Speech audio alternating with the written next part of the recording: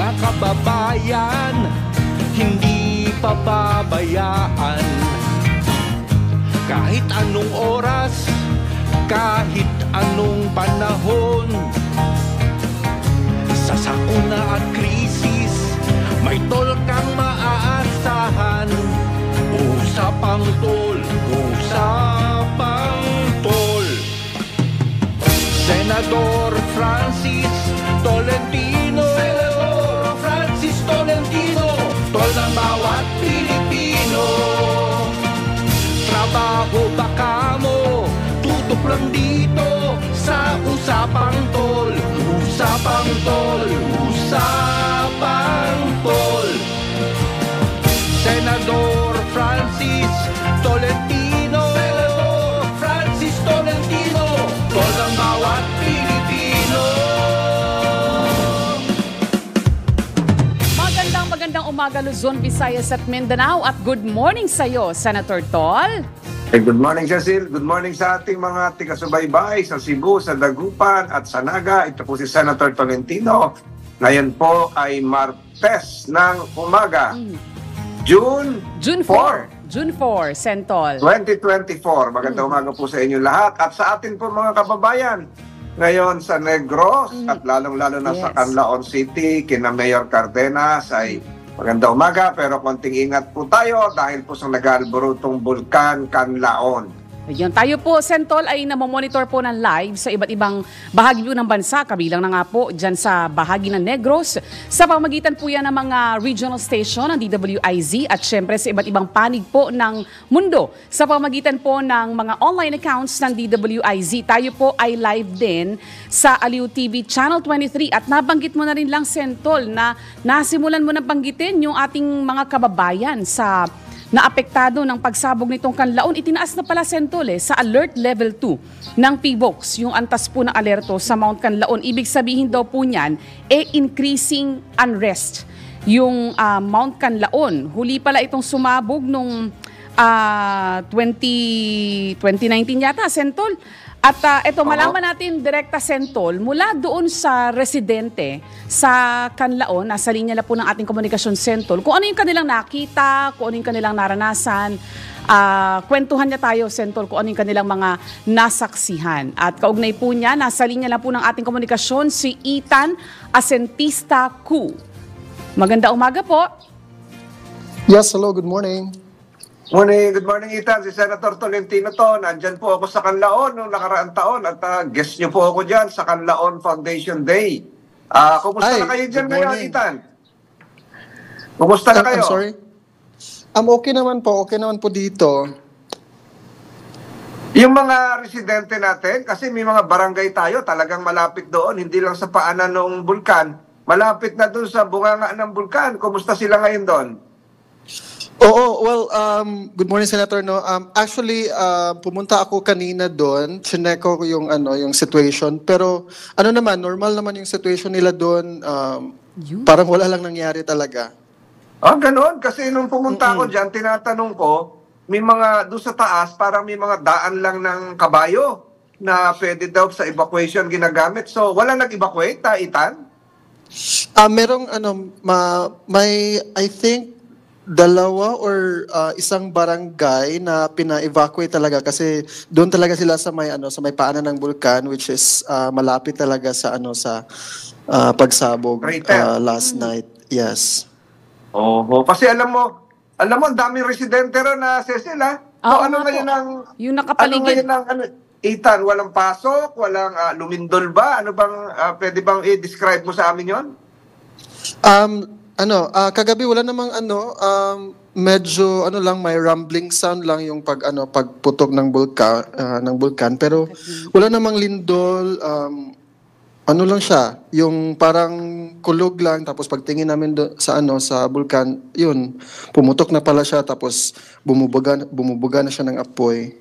Yun lang naman, tapos may may mga apoy, actually may apoy siya, sandali lang naman. Tapos, pero yung mga yung mga ashes, wala mga asphalt, wala sa mga bahay ninyo? Dito sa barangay Pula where the volcano is, Wala talaga even sa barangay proper, walang doon, walang ashfall. Asphalt. Oh, kasi So sabi nila baka sa yung ibang lugar ang asphalt. sa daw, parang sa likuran daw ng bulkan yung ashfall kasi papunta doon ng hangin. Kaya walang ashfall dito sa Barangay Pula. Ilan ang nasa evacuation center, Ethan? Base sa report ng Canlaon official page, I think may 22 households na 22 lang. naka-evacuate, yeah, and then 81 individuals. Yan yung report from Canlaon official Facebook page. So normal ang kuryente, normal ang tubig, internet, Yes. kompleto. Ayun. Yes, so, yes. Normal pero naman, mag-ingat pa rin tayo. interrupt. Mag-ingat pa rin tayo at lagi tayong tumutok sa favor. Cecil, meron kang tanong? Ibig sabihin, Sentol, baka kakaunting residente lang dahil alert level 2 po itinaas eh. Pagka Yes. alert level 2, bawal yung anumang human activity o inaabisuhan yung mga residente na iwasan yung 4 kilometers permanent danger zone. Ibig sabihin, Ethan, dun sa paligid ng 4 kilometer danger zone ng bulkan, kakaunti lang talaga yung mga nakatira.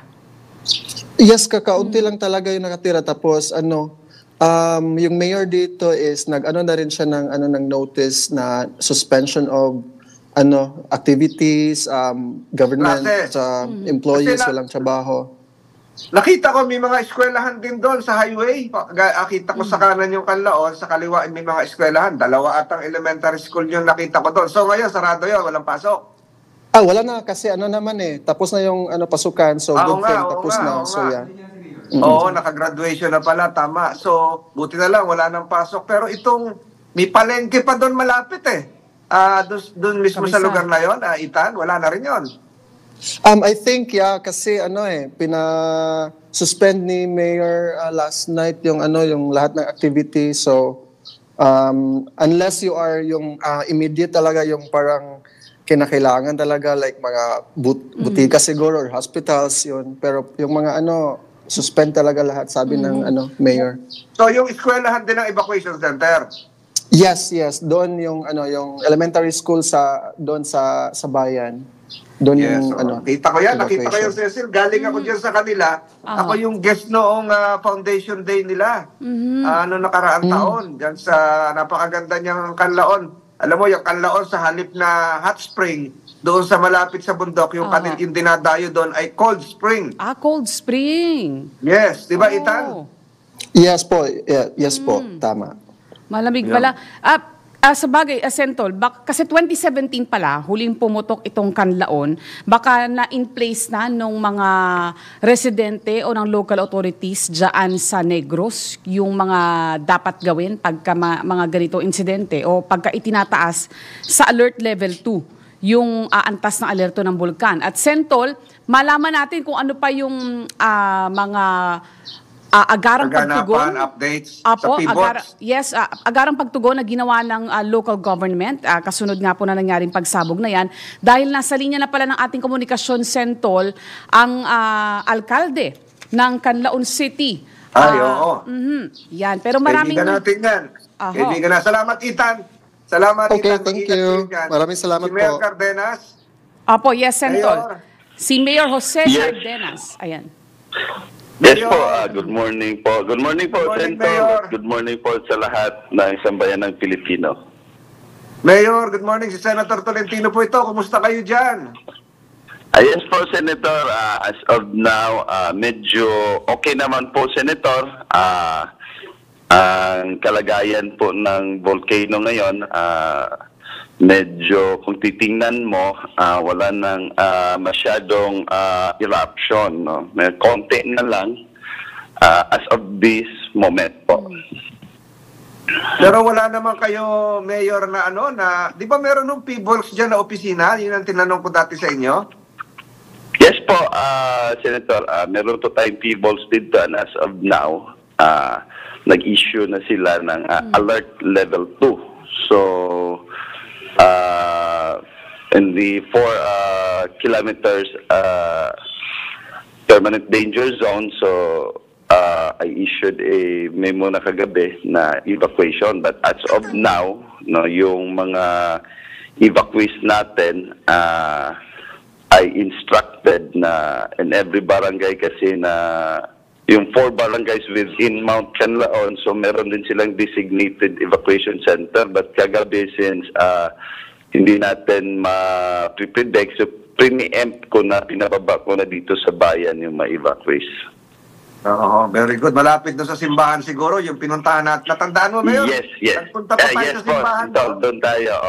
Doon tayo Oo. yung mga evacuees ngayon. So, Tapos yung sa City andun Hall mo, sila. napakalaki nun, yung extension. Natandaan ko pa yun, Mayor. Yes po, Senator, yung pinatrabaho din pagpunta mo dito. So, at least kagabi, inactivate ko na yung incident command system natin. Oo. And as of now, no, for the information, as of 6 p.m. today, yung evacuees natin, we have 36 individuals sa Barangay Pula.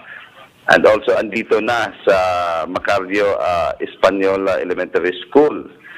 Then we have 5 in Barangay Linothangan, and we have 113 individuals from Barangay Masulog. They are all in our designated evacuation center, Macario Española Memorial School. As of now, so meron naman tayong tinalaga na ng mga cluster head. Nag-designate na tayo ng mga managers in every evacuation center. Alam ko naman, Mayor, well-prepared and well-rehearsed na kayo dyan kasi talagang binibigyan nyo ng priority itong disaster preparedness at ang dami nyo ng awards tungkol dyan. At sana patuloy kayong maging ligtas. Meron kayong panawagan sa ating ibang ahensya, DSWD, o kung ano pa man, Mayor? Yes po, Senator Tol, na actually today pupunta din dito si Secretary Rex Gatchalian. Meron siyang schedule this afternoon. He will be holding a press conference. And of course, to other line agencies, just in case lang, hindi pa na natin alam dahil itong volcano, wala naman tayong forecast dito if ever may eruption ba o wala. So I'm just... Mayor, going Yes. to Canlaon ngayon, anong daan? From Negros Oriental pa rin o open lahat ng roads? May access coming from Bacolod? Yes, access road natin, okay lang lahat po, Senator. Okay lang lahat. Ayun, yan. Sana safe lahat ang mga kababayan natin dyan. Cecil, may tanong ka Yes, pa at opo. very busy si Mayor. Mayor, malaman lang po namin ano yung karakteristik ho ba ng Canlaon pagka yan ay sumasabog? Kasi ang bulkang Mayon, inaabot po ng ilang buwan Pati yung ating mga kababayan, ilang buwan na nanatili sa mga evacuation center. Ang Canlaon po ba ay pangmatagalan din ho ba pagka nag-aalboroto? Actually, as lately, no, yung 2017, pag nag-i-erupt siya, isang beses, dalawang beses lang. No? Kasi yung nature ng Mount Canlaon, kumbaga dito sa amin, kung eruption lang, so medyo normal lang. But eruption happened on 6:51 last night. No, really caught an attention dahil merong kasamang apoy. So, as far as I can remember, no, the last eruption na medyo malakas-lakas nung meron na akong kumbaga karanasan no, yung 1986. As of now, medyo mas yung kagabi, medyo mas malakas-lakas, pero ngayong umaga, tinitingnan ko yung crater ngayon, medyo kalmado siya. So I hope and pray no, na tuloy-tuloy na to. Pagka hindi po ba ibinababa sa alert level 1 ng Bulkan, Mayor, sa evacuation center muna yung ating mga kababayan o play by ear po tayo, Mayor? Depende ho. Yung sa atin kasi, so meron din talaga tayong sa plan natin, no, sa permanent danger zone and multiple use zone area. So may forced evacuation talaga tayo. So as of now, yung mga evacuees andito sa evacuation center natin. But if they wish to stay in their family within the city, so i-allow naman natin. And right after this, so I will be having a meeting with the DSWD kung ano yung decision. But as of now, yung decision muna namin, hold muna sila sa evacuation center natin until further notice. I am sure, Mayor, maraming tutulong dyan at maraming nakatutok kayo ng buong Pilipinas para matulungan po ang Canlaon. So, Mayor, ayaw na namin na pahabain itong panayam ngayon dahil gusto namin talagang tutok ka rin dyan. Pero nandito lang kami at isang text mo lang ako, Mayor, kung ano pa mga kailangan. Nandito lang po si Senator Tolentino. At mag-ingat po kayo dyan, Mayor Cardenas, sa Canlaon. Thank you po. Thank you po, Senator, and salamat po sa patuloy na pagsubaybay sa aming bayan. So, dagang salamat and good morning, Rich, and everyone. God bless po. God bless. God bless, Mayong Buntaga. Narinig po natin ang ating po kaibigan, si Mayor Cardenas ng Canlaon City. At sana nakatutok naman tayo at siguro lahat ng ahensya ng pamahalaan. Silang oras po natin, 6:21 ng umaga.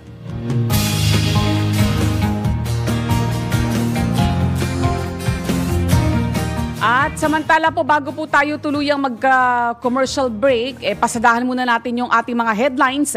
Yung detalye po maya-maya sa ating pagbabalik. At sa ulo nga po ng ating mga nagbabagang balita. Mga malalaking balita, pinag-uusapan, mga balitang bagong-bago sa DWIZ Headlines.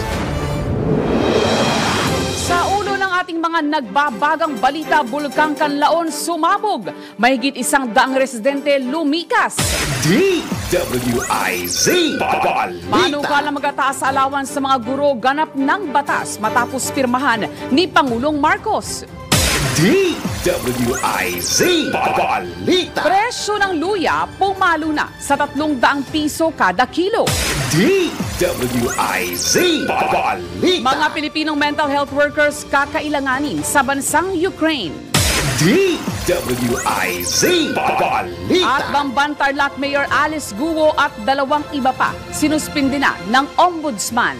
Mga balitang updated, mga isyong updated, mga komentaryong updated sa Usapang Tol. Kasama si Senator Tol, Senator Francis Tolentino, Tol ng bawat Pilipino, at Cecil Villarosa.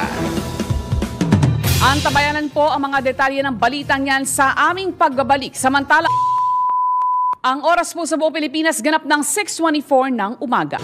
Mga balitang updated, mga isyong updated, mga komentaryong updated sa Usapang Tol. Kasama si Senator Tol, Senator Francis Tolentino, Tol ng bawat Pilipino, at Cecil Villarosa. Senador Francis Tolentino, Senador Francis Tolentino, tol ng bawat Pilipino, tol ng bawat Pilipino. Nagbabalik po ang programang Usapang Tol at ngayon sa detalye ng ating mga balita. Lumikas sa mahigit 100 residente ng Canlaon City, Negros Oriental matapos sumabog ang Bulkang Canlaon kagabi. Ayon sa lokal na pamahalaan ng lugar, 22 pamilya na binubuo ng 81 katao ang inilikas mula sa Barangay Pula at inilipat sa Macario Española Memorial School sa Barangay Mabigo.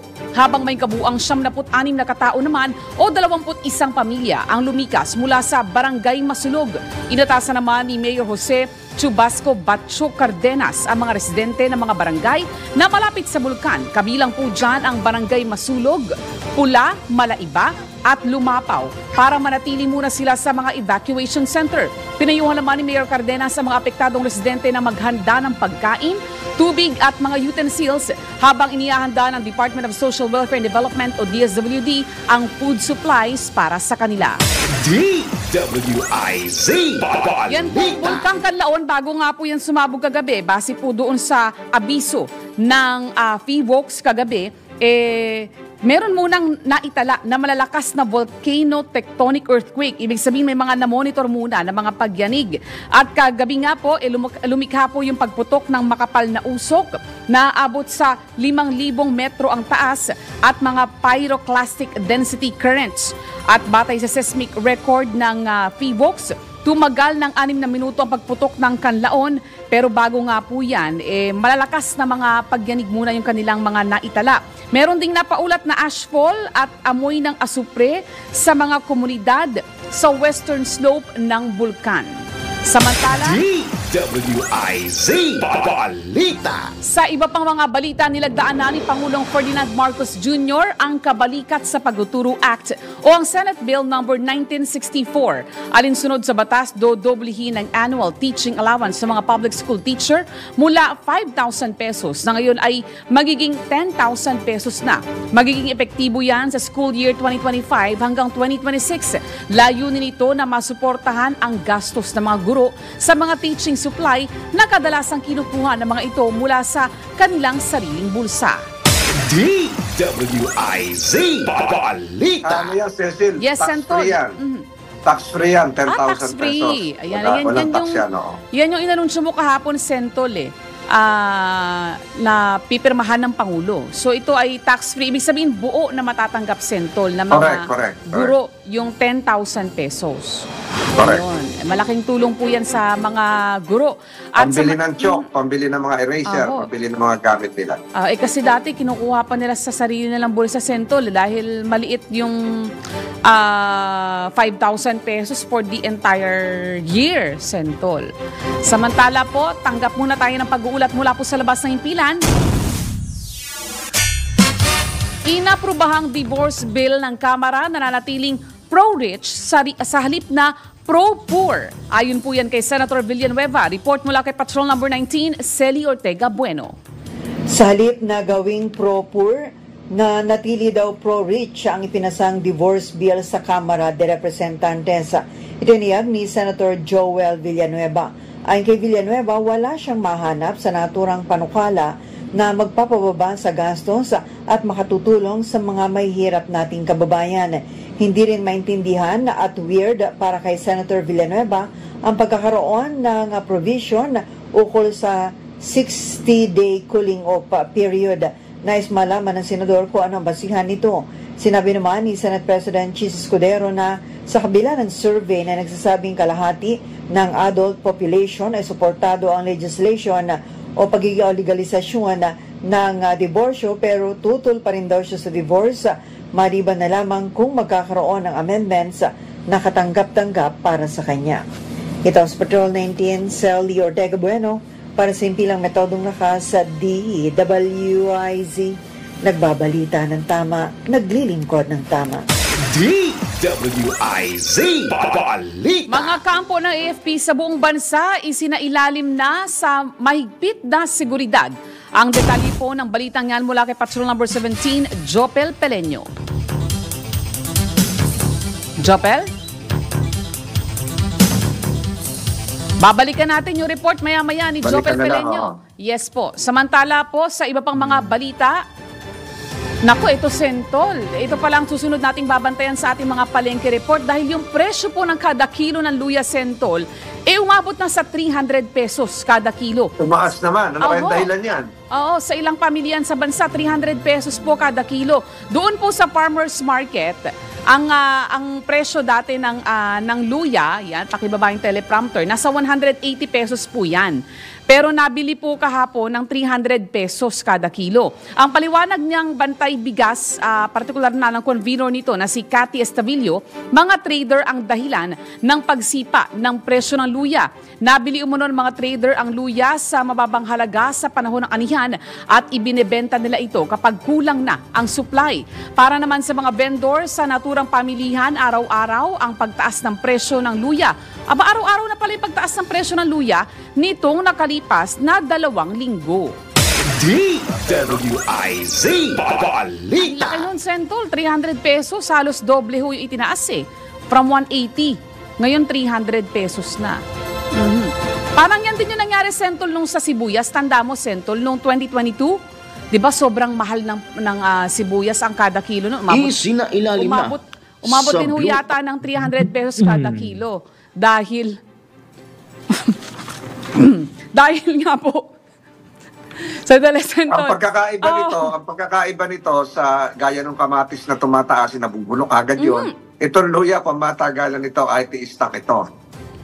Sentol. Kagaya din ng sibuyas, Sentol eh. In-stock din ng matagal na mga trader yung kanilang nasisira kasi siguro maganda yung kanilang storage capacity, Sentol. Tapos, nung kinulang na yung supply sa market, yun, sumipa na ho ng husto yung presyo ng sibuyas. Parang nakikita ko na si Dick Villanueva, naka-ready na ata siya. Yes, mag-report sa Paris, Sige, Sentol, maya-maya ibigyan daan natin. Pasok na ba natin si Dick Villanueva? Sige, puntahan na natin si Dick Villanueva. Dahil yung ating inaantabayanan, Sentol, na paghahanda para doon sa Paris Olympics. Nandiyan na si Dick Villanueva mula sa Paris, France. Yes. Dick, magandang umaga sa iyo, Dick. Magandang umaga po, Senator Tol and Cecil. Magandang umaga.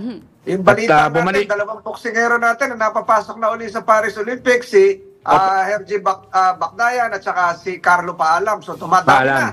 Dumadami na po.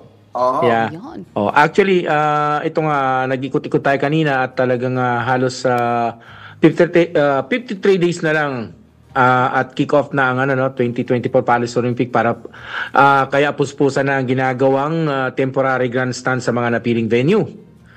Sa Place de la Concorde na kung saan patapos na ang higanting grandstand na gagamitin ng mga manonood maging sa kahabaan ng Champs-Élysées ay sarado na mula sa Arc de Triomphe hanggang Place de la Concorde. Yan ay 1.2 kilometers na isasarado yan. At yan ay lahat na walang sasakyan yan at maglalakad lang ang mga tao.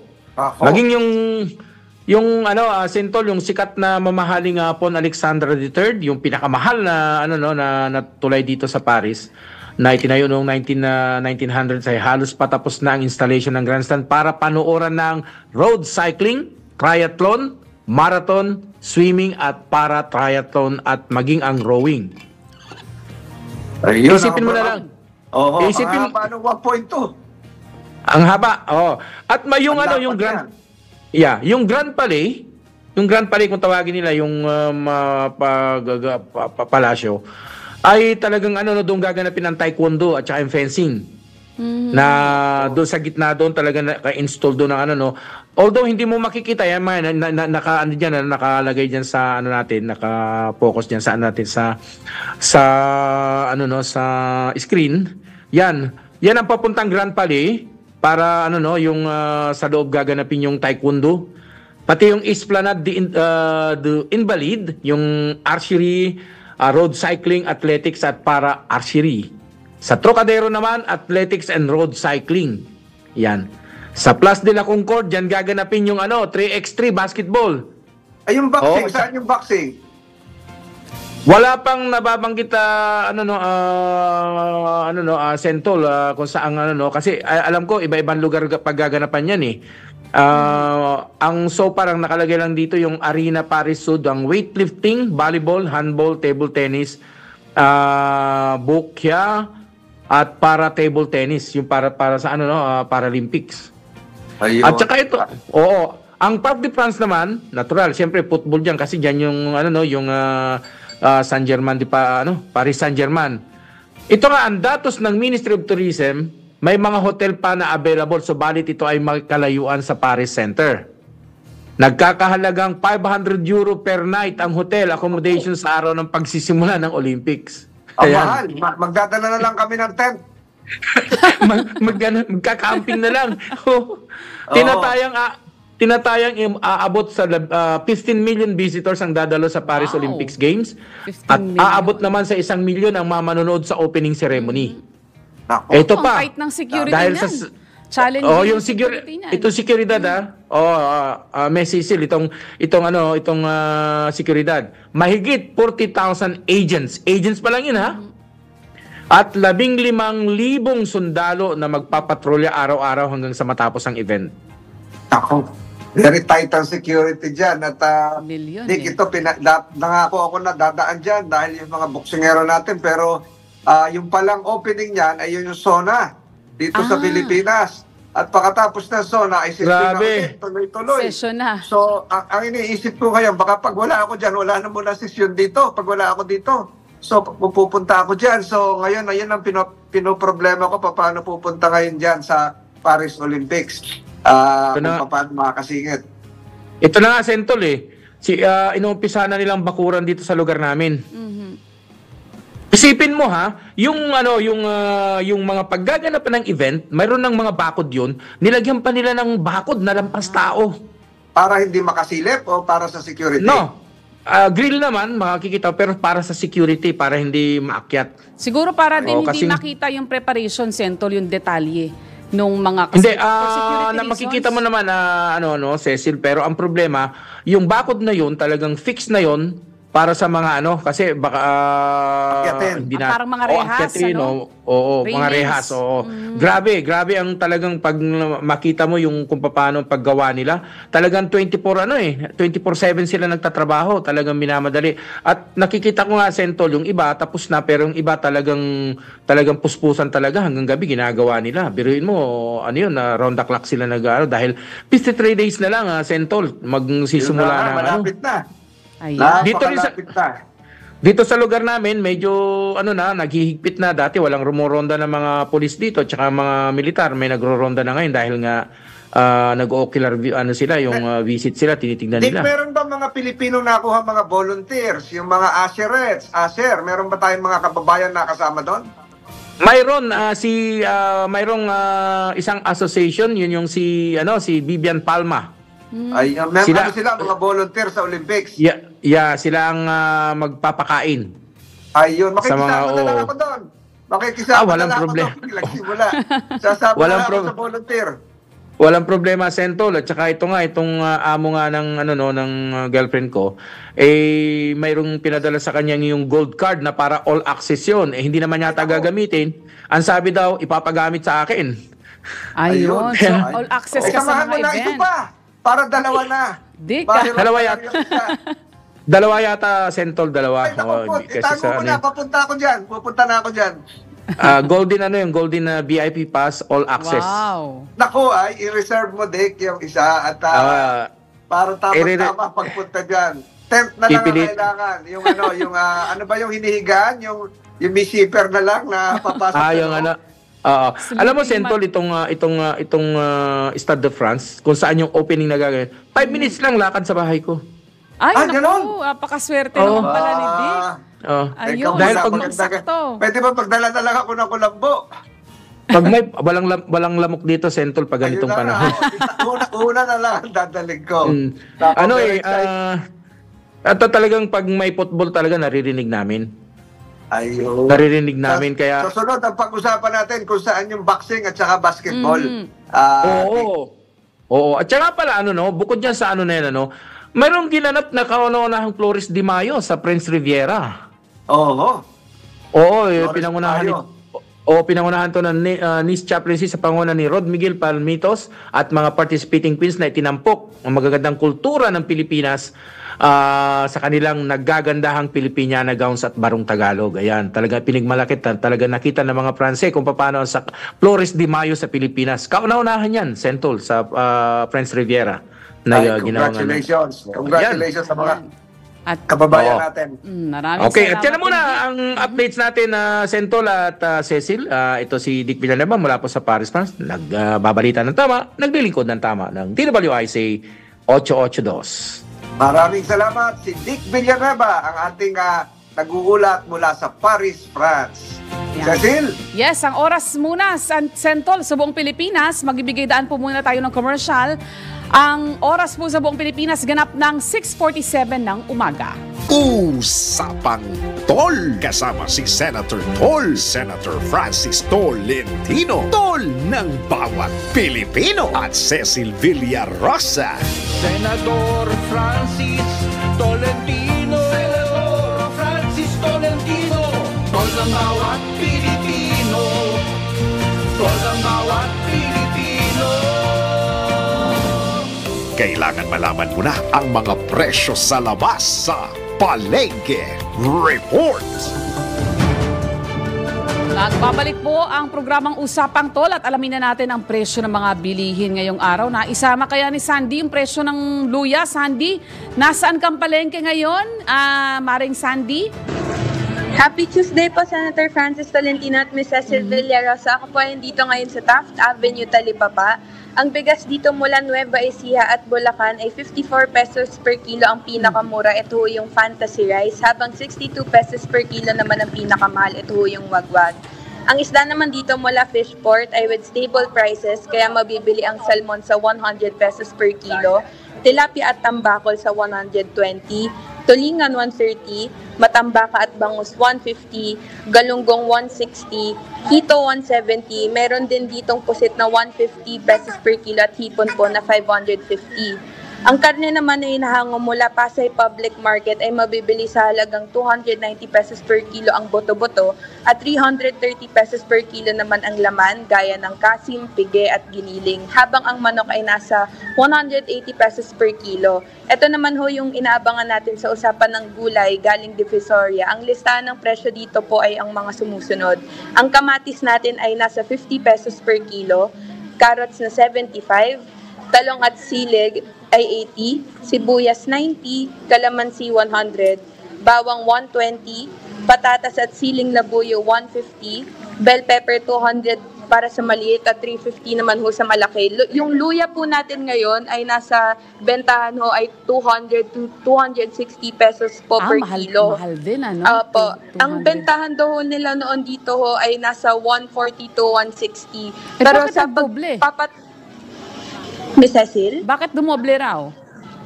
Ang bale po sa mga napagtanungan ko dito sa mga gulayan, ang Divisoria ho ang nagtataas, bale ho ang supplier po sa Divisoria ang nagtataas ngayon. So bale wala pa hong bentahan na 300 pesos pataas, pero ang starting price po ay 200. So bale yung sa mga klase po natin, yung local po, yung maliliit 200, 240 naman po para sa malalaki. Ang imported po ay nasa 260 po ang bentahan. Ako. Masarap pa namang pag nag-uulan, Sandy, Sentol, yung tinola, di ba? Yes. Oo, mainit na sabaw. Oo, mainit na sabaw. Pero siguro, sinigang muna tayo, Sandy, pagka ganyang mahal pa yung presyo ng luya. Ayun. Ito naman, Sandy, sino naman ang... nanalo natin ang token natin ngayon, Sandy. Kasama po natin ngayon si Kuya Noel Realin. Siya po ay isang meat vendor. Meron po tayong video po. Ito po, si Kuya Roel. Roel, oo. Hello po. Good morning po. Ay, good morning. Morning, Roel. Senator Tolentino to. Kumusta ang benta mo ngayong umaga? Okay lang po. Karaos naman. Tiga saan ka? Anong probinsya mo, Noel? Quezon po, Quezon. Quezon province. Quezon, ayun. Oo, sa Lucena? Infanta po. Infanta, Quezon. Infanta, oo. At kumusta naman ang... hindi dinaanan ng bagyo yan Mauban na Mauban Lucena area lang ang tinamaan Saka bahagi ng Sariaya. Ayun, kumusta tayo sa mga kasamahan mo dyan Nandiyan, maliwanag na. Ang dami nanonood sa'yo sa likod. Bagay na bagay yung ating sombrero. Yan. Kumusta mo na lang ako dyan, si Senator Tolentino ito. Opo. Parang marami may tanong ka kay Noel. Parang marami-rami na yung mga tao sa likod, Sentol. Marami sa likod. Marami siyang... abala na. Ayan, maraming salamat. Yung mga salamat nakasabit pa sa likod niya parang longganisa yun. Oo. Maraming salamat Masarap pa longganisa sa Lukban, Quezon. Oo nga pala, Quezon. Masarap po. Ayun, at ingat-ingat po tayo dyan. Noel, meron ka gustong batiin? May gusto na po kayong batiin. Ay, binabati ko po yung mga taga Infanta Quezon, Panukulan Quezon. Yan po sa original na bayan ko sa Panukulan. Ngayon po. Ayun, at parang malapit na rin ang piyesta ata doon sa Infanta. Tapos na ba? Tapos na po. April po. April. Tama. Oo. Yung karamihan naman ay May 15. Cecil, may tanong ka pa kay Kuya Noel? Okay na, Sentol. Maraming salamat, Sir Noel. At maraming salamat. Maraming salamat po. Salamat. Salamat din, Sandy. Isa sa masipag nating vendor sa meat vendor ang nanalo ngayon ng ating Sentol token.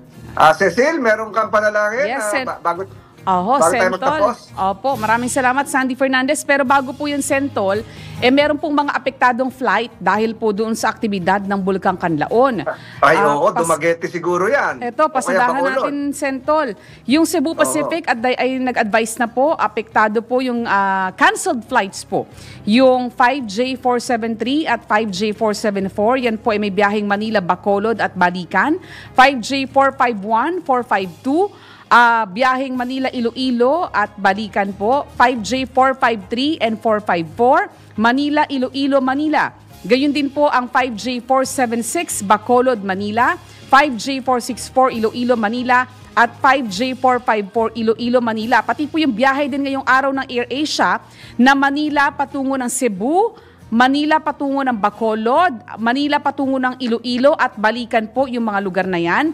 At yung PAL Express po ay nagkansela din ng flight, Manila patungo ng Cebu, Manila patungo ng Iloilo at Balikan, Sentol. So, ang maganda po, Sentol, pagka kayo po ay kasama dun sa mga lugar na apektado, makipag-ugnayan na po kayo sa inyong mga airline para mas para maabisuhan po kayo at kung ano po yung dapat nyong gawin para ma-reschedule po yung inyong mga flight. Samantala, Sentol, bigyan daan po natin na ang mahalagang mensahe mula po kay Sir D. Edgard Cabangon, ang chairman ng Aliw Broadcasting Corporation. A very good reminder. Don't think of the things you did not get after praying. Think of the countless blessings God gave you without asking. Think good, thank God, thank God. Have a great day ahead. God bless you. Have a great day ahead sa atin po mga taga-subaybay ngayon sa Usapang Tol. Naway pagpalain kayong lahat ng poong may kapal sa ating mga kababayan sa Kanlaon. Ingat-ingat po tayo. At makita-kita po muli tayo bukas sa Usapang Tol. Ito po, Senator Francis Tolentino. Magandang umaga po sa lahat ng sumubaybay. Ako naman po ang inyong lingkod, Cecil Villarosa. Ang tabayanan po ang susunod na programang Pasada Balita. Kasama si Kuyang Johnny Bañez. Senador Francis Tolentino. Senador Francis Tolentino. Tol ng bawat Pilipino. Tol ng bawat Pilipino. Trabaho ba ang hanap mo? Mga isyung napapanahon, opinyon at diskusyon, turismo, negosyo, isang oras na hitik sa impormasyon. Ang bawat umaga mo, magbabago sa Usapang Tol. Kasama sina Senator Francis Tol Tolentino at Cecil Villarosa. Lunes hanggang Biyernes, alas 6 ng umaga. Dito lang sa DWIZ. Nagbabalita ng tama, naglilingkod ng tama. Tol ng bawat